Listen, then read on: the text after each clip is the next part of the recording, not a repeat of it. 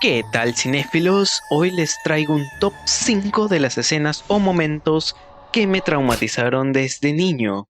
En este top entrarán solo escenas de películas que no pertenecen al género del horror ni que poseen elementos de la fantasía oscura, tales como fantasmas, demonios, brujas y demás elementos monstruosos, ni tampoco películas cuyos efectos prácticos hayan sido pensados para generar pavor como en Total Recall y sus alienígenas.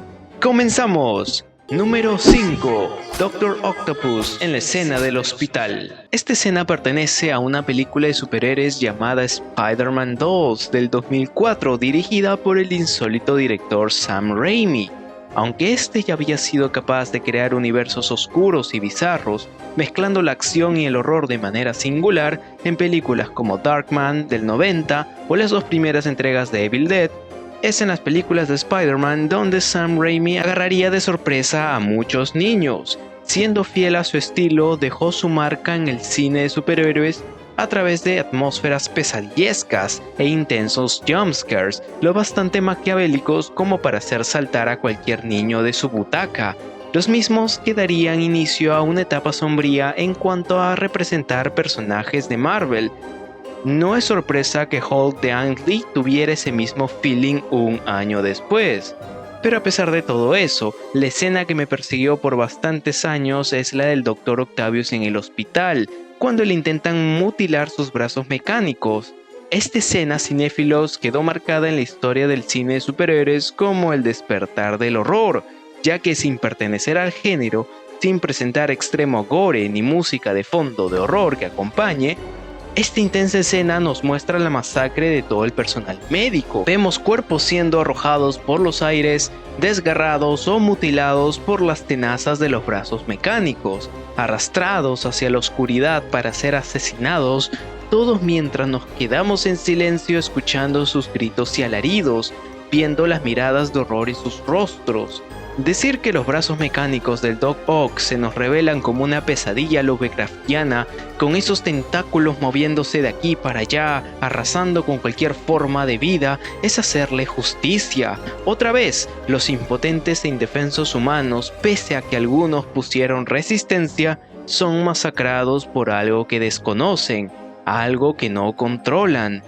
Creo que es la tensión generada al principio, el juego de luces y sombras, el sonido espeluznante y mecánico que producen esos brazos al atacar, el grito de la médico que es arrastrada y el chillar de sus uñas aferrándose al suelo, los súbitos zoom-in o acercamientos inesperados, el traveling o movimientos de cámara que serpentean y acechan en todo el lugar, como si se tratase de un depredador cazando a su presa.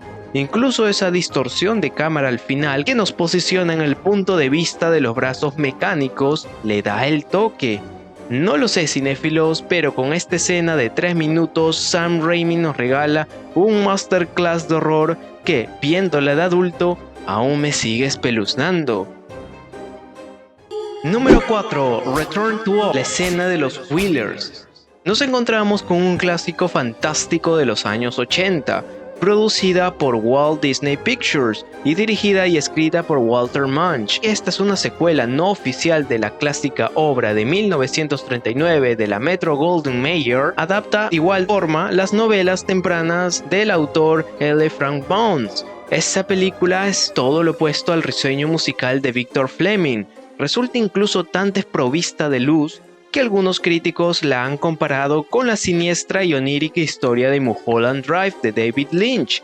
Si la Dorothy de Judy Garland tuvo que enfrentar severos obstáculos, se queda corto a las entidades con las que lidiaba Fairuza Balk en esta secuela. Toda la obra de Munch está maldita y casi nunca hay momentos de alivio donde podemos descansar nuestra mente. Cada personaje emana malevolencia. Cada lugar es inquietante, incluso Fairuza interpreta a una Dorothy bastante traumatizada, ni cuando sonríe es creíble. Les confieso, cinéfilos, esta película la vi en VHS, pero por partes. Creo que nunca pude terminarla de ver completa. Era difícil escoger una sola escena aquí, pues tenemos la del hospital psiquiátrico cuando a Dorothy le hacen la terapia electroshock, la colección de cabezas de la princesa Mombi, los gnomos y la muerte del Gnome King, pero sin duda, la escena que me dejó pesadillas fue la de los Wheeler. Y es que, cinéfilos, estamos hablando de una película de Disney. La manera como estos bichos raros se presentan es de lo más espeluznante. Es decir, tan solo mírenlos, desde su apariencia mitad vehículo, mitad humanoide, hasta los sonidos que emiten, y la música durante toda esa persecución no ayuda para nada. Recuerdo que veía esta escena y solo me tapaba los ojos, pero es su sonido, cinéfilos, lo que más me hizo tenerle pavor encontrarme un día con estas entidades. Y esta en un puesto más alto que el de Spider-Man, no por su dirección ni calidad, sino por la construcción de una atmósfera siniestra de principio a fin, siendo este momento la gota que derramó el vaso y la razón por la cual llegué a odiar el universo de Oz.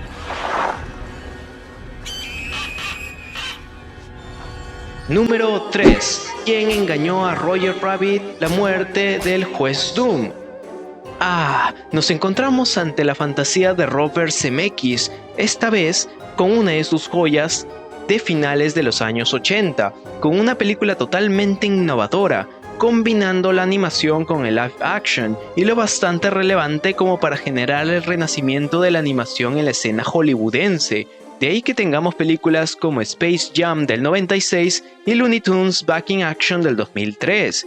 La historia está basada en la novela Who Censored Roger Rabbit del escritor Gary K. Wolf, y aunque no tiene una dirección siniestra como la del puesto anterior, coloca esta escena más arriba debido a su interpretación, animación y argumentación en torno a la revelación final. Cinéfilos, les voy a ser sincero, esta película nunca me resultó bizarra. Créanme, Zemeckis no es capaz de vomitar un mundo tan bizarro como Robert Rodríguez y sus personajes de la saga de Spy Kids. Es más, de pequeño me explotó la cabeza, puesto que nunca había visto caricaturas interactuando con personajes en la vida real. Esta película fue una de mis favoritas de esos años. Sin embargo, es gracias a su mundo pintoresco, sus colores brillantes, sus personajes tan familiares y coquetos, por el cual nunca anticipé la abominación que se revelaría al final de esta historia. Es cuando se nos presenta el concepto de Da Deep, aquella sustancia ácida, la cual actúa como un diluyente de pintura, capaz de disolver instantáneamente a un toon como nuestro querido Roger Rabbit. Desde la perspectiva de un niño, aquello era emocionalmente aterrador, ya que se llega a empatizar tanto con los personajes que duele verlos perecer de esa forma, así sea un simple zapato. De pequeños, las caricaturas son como nuestro lugar seguro, las leyes de la realidad a ellos no les afectan, son inmortales para nosotros. Entonces, preguntarnos, ¿cómo se mata una caricatura? Bueno, esta película me forzó a tener esa cuestión en mi mente, me mostró una verdad que no quería saber y se sintió como un baldazo de agua fría. Yo pensé que me encontraba ante solo una historia detectivesca, con un estilo de parodia hollywoodense. Obviamente a esa edad ignoraba la complejidad de sus personajes y los subtextos que presenta. Ahora de adulto puedo ser capaz de captar no solo las referencias, sino que puedo más empatizar con cada uno de ellos y sus problemas.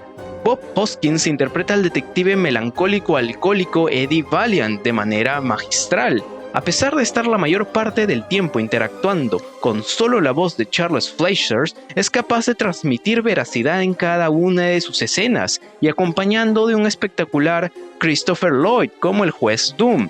Es cuando parece que nuestros héroes lo han derrotado que se nos revela su verdadero rostro, no por su apariencia de agente policial del partido nazi, o por ser la gran mente maestra detrás de los intentos de incriminar a los habitantes de Toontown de los asesinatos que él mismo cometió, usando sistemáticamente su fachada de juez para llevar a cabo su plan genocida, sino por cómo se revela a sí mismo como el asesino del hermano de nuestro protagonista, entregándonos esos ojos rojos endemoniados que tanto había traumatizado a Eddie, y esa voz, oh sí, esa voz totalmente desquiciada.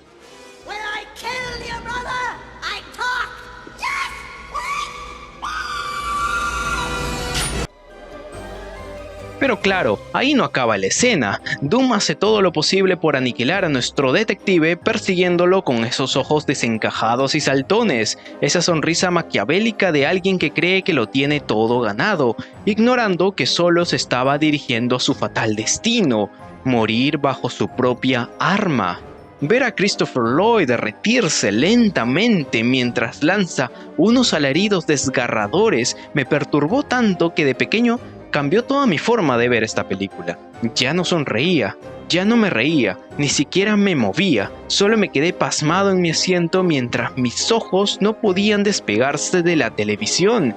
Había conocido lo que era ser asesinado, pero la posibilidad de ser desintegrado, desaparecer completamente, no dejar ningún rastro de humanidad, oh, eso sí que estaba en otro nivel. Y por ello coloco esta espeluznante muerte como una de las que más me han traumatizado de niño.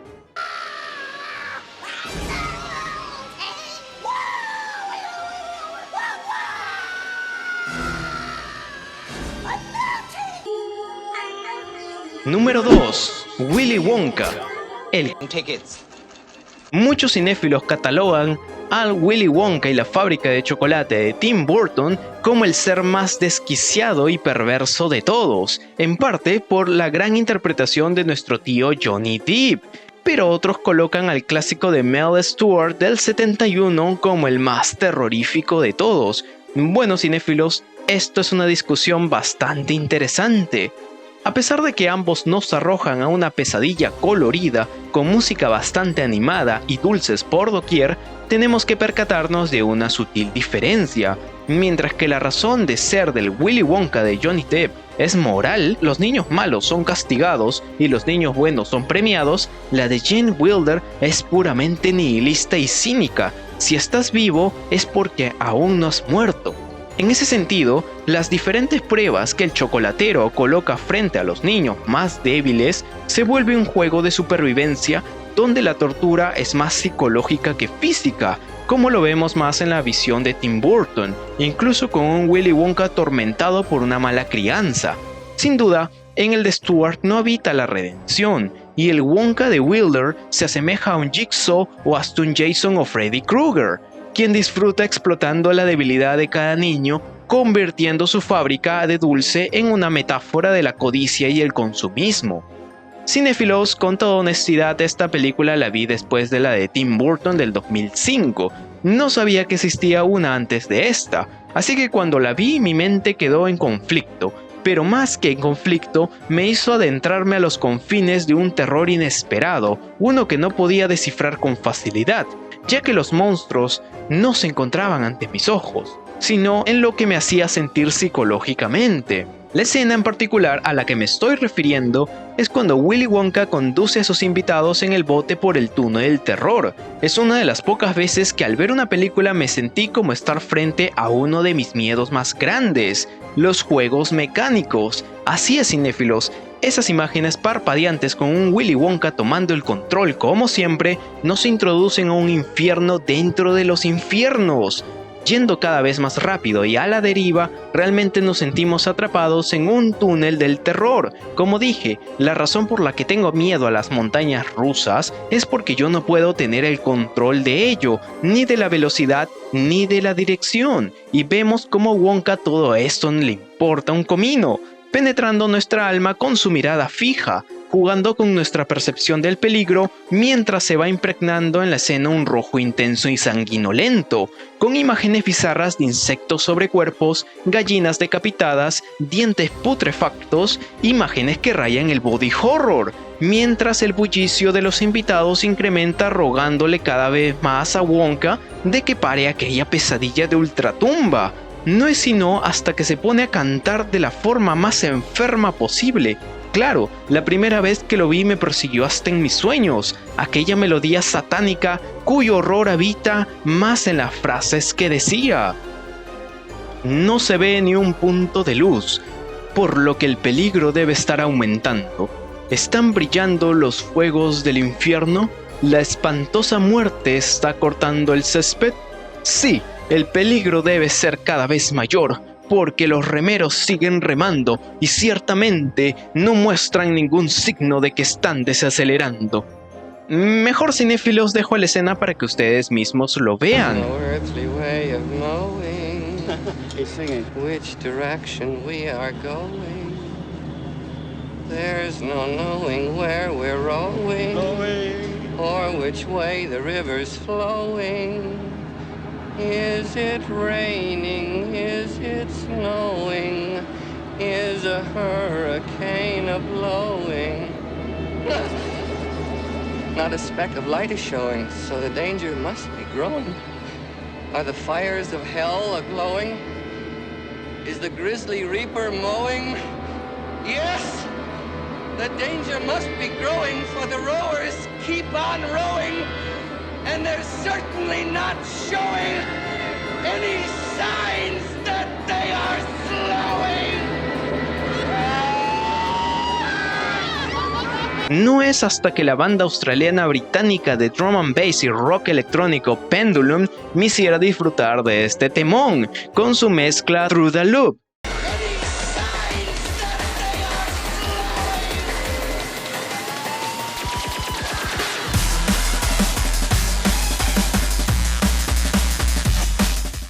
Y antes de pasar al puesto número 1, aquí algunas menciones honoríficas. Sobre todo aquí encontramos las muertes de las películas animadas de Disney, Fox y Disney Pixar.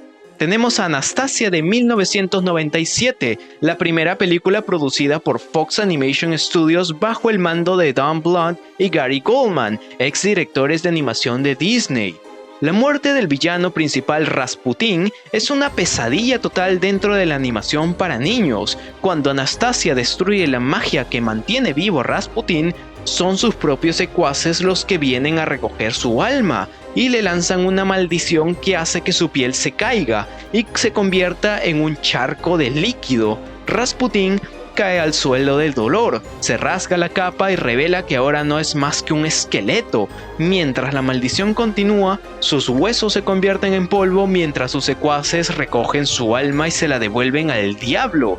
Atlantis, el imperio perdido del 2001, cuando Disney firmaba sus películas como Walt Disney Feature Animation, perteneciente a la década de oro de los animados de Disney, y es una película bastante subestimada.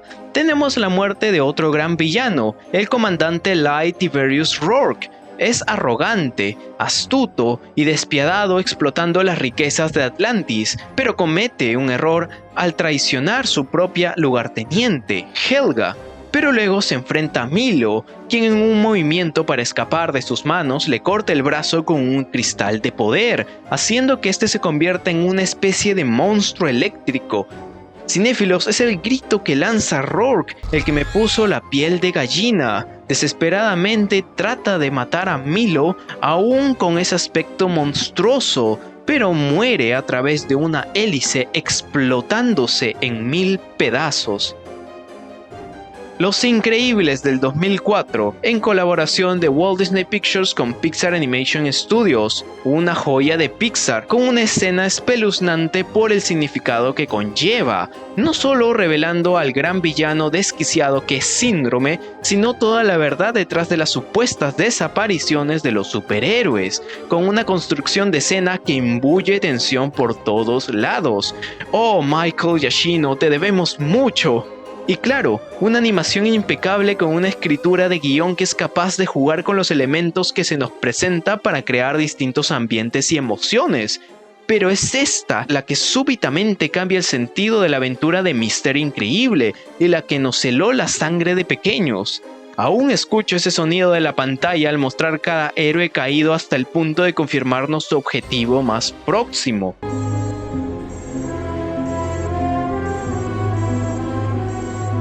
Tarzán de 1999, otro firmado como Walt Disney Feature Animation, mi película favorita de Disney de la década de oro. ¡Qué recuerdos, la verdad! Cinéfilos, así como de hermoso era su historia de romance, así de espeluznante fue la muerte que nos encontramos aquí. El villano Clayton, luego de matar a su padre adoptivo, persigue a Tarzán para acabar con él. La acción ya era lo suficientemente tensa y los sonidos de las balas eran muy escalofriantes, pero es cuando Tarzán lo lleva a su territorio y vemos a la jungla de noche como nunca antes. Si la jungla en llamas era amenazante, no esperábamos encontrar una densidad de árboles y lianas que se nos revelaban como entidades laberínticas, con ese clima tormentoso que más hacía lúgubre la escena. Por sus propios actos, Clayton queda enredado entre las lianas. Es cuando empieza a cortar para librarse de ellas, cuando una de ellas se le atora en el cuello y cegado por el odio, repito, cegado por el odio, miren nomás esa expresión última desquiciada de Clayton, cae no sin antes que nuestro héroe intente salvarlo, pero se ahorca. Es la revelación del estado de su cuerpo a través de un rayo el que nos genera esa imagen que nunca podremos olvidar. Sin duda, una de las muertes más espeluznantes de todo Disney. Número 1.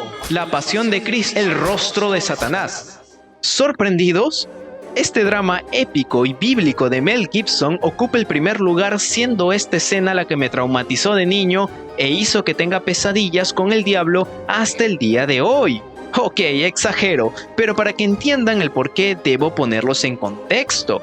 La Semana Santa en Lima, Perú, es muy importante no solo porque es feriado, sino por toda la tradición que conlleva, desde el lado creyente, culinario, turístico y, como no, cinéfilo, puesto que las cadenas televisivas más importantes del país transmiten sin parar películas bíblicas o con temáticas bíblicas. Es gracias a esta semana por la que conocí joyas como Los 10 Mandamientos de Cecil DeMille, del 56, Ben-Hur de William Wyler, del 59, La Última Tentación de Cristo de Martin Scorsese, del 88, Espartaco de Stanley Kubrick, del 60, El Príncipe de Egipto, una película animada del 98, entre otros.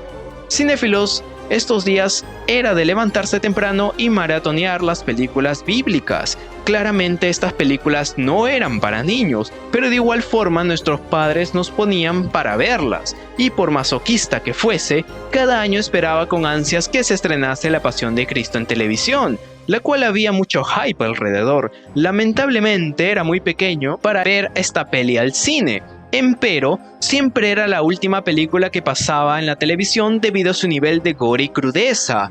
La primera vez que la vi fue solo en mi cuarto, me traumé horrible, pero fue una de las primeras películas que a pesar de ello me quedé viéndola hasta el final.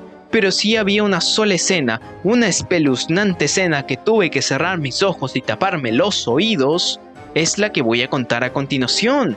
Ustedes pensarán que estoy hablando de la escena de tortura y castigo para nuestro amigo Jim Caviezel, y aunque toda la Vía Crucis es una total pesadilla de carne, es la revelación de Satanás el que se lleva el premio mayor.